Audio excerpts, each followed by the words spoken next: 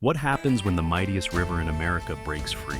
In the spring of 1927, after months of relentless rain, the Mississippi River burst its levees. Over 27,000 square miles were submerged, an area larger than West Virginia. Entire towns vanished underwater, and the floodwaters didn't recede for months. It was the worst flood in U.S. history.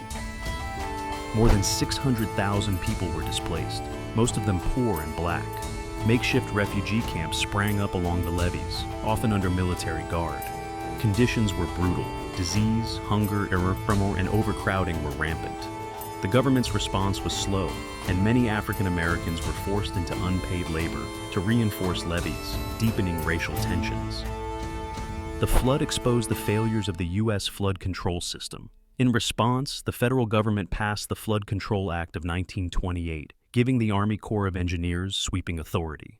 Massive levees and spillways were built, but the disaster also sparked debates about who gets protected and who gets sacrificed when nature strikes. The 1927 flood didn't just change landscapes, it changed politics.